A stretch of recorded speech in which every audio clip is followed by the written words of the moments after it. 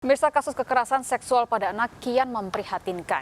Ironisnya, pelaku seringkali justru merupakan orang terdekat korban yang seharusnya bisa menjadi pelindung anak. Ancaman, iming-iming uang, hingga rendahnya kesadaran anak tentang menjaga tubuhnya membuat kasus kekerasan seksual sulit untuk ditekan.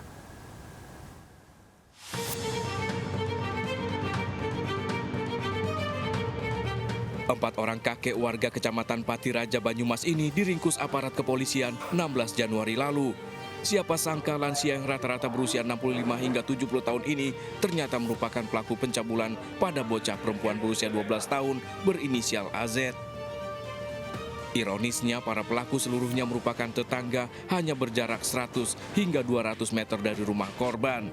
Pencabulan terjadi selama 2 tahun tanpa kecurigaan sedikit pun dari orang tua korban.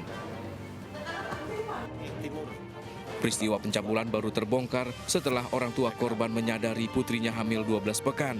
Korban yang merupakan siswi kelas 1 SMP ini akhirnya menceritakan apa yang dialaminya. Keluarga pun tak menyangka kedekatan korban dengan pelaku yang merupakan tetangga berujung petaka. Pelakunya 8 orang, jadi kan tetangga semua, Pak. Kenal semua.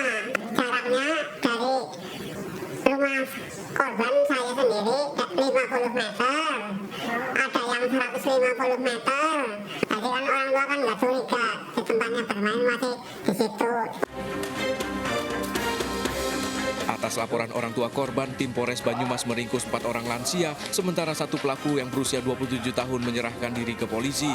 Para pelaku mengaku mencabuli korban berkali-kali dengan iming-iming uang Rp5.000 hingga Rp10.000. Korban juga diancam tak boleh bercerita kepada keluarganya.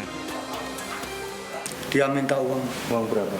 7.000. Mintanya 20, tapi saya ada 7.000 saya kasih. Untuk apa katanya minta uang? Nggak tahu itu. Dikasih? Saya kasih. Dari hasil pemeriksaan korban terkuak fakta, masih ada 3 pelaku lain yang kini dalam pengejaran. Mengenal, mereka kan tinggal dalam satu RW, jadi hanya berbeda RT. Tentunya mereka saling mengenal, namun dalam perbuatannya mereka tidak saling tahu. Jadi kejadian itu memang dilakukan dalam waktu tempat yang berbeda. Dari pelaku itu dia melakukan lebih dari 3 kali. Jadi memang kenal, dan korban juga sering beraktivitas di luar. Jadi ketika pulang sekolah korban sering main. Kemudian ketika habis maghrib dia juga main. Sehingga ya banyak aktivitas korban itu bertemu dengan para pelaku. Iming-iming uang, ancaman hingga rendahnya kesadaran anak soal menjaga tubuhnya kerap kali menjadi pangkal maraknya kasus kekerasan seksual bahkan oleh orang terdekat sekalipun. Ya, anak memang pada dasarnya adalah secara sosial, secara psikologis dan secara ekonomi itu memang lemah di hadapan orang dewasa. Sehingga dari kelemahan itu, dari kerentanan itu seringkali dimanfaatkan oleh para pelaku kejahatan seksual untuk melancarkan modusnya. Apalagi ketika anak itu memang backgroundnya atau latar belakang orang tuanya itu adalah secara ekonomi itu kekurangan. Ajarkan anak memahami 5 bagian tubuhnya mana saja yang tak boleh disentuh oleh orang lain.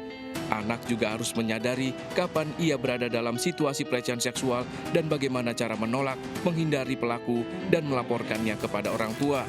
Orang tua juga harus selalu memantau lingkungan pergaulan anak. Dari Banyumas, Jawa Tengah, Salahuddin Ayyubi melaporkan.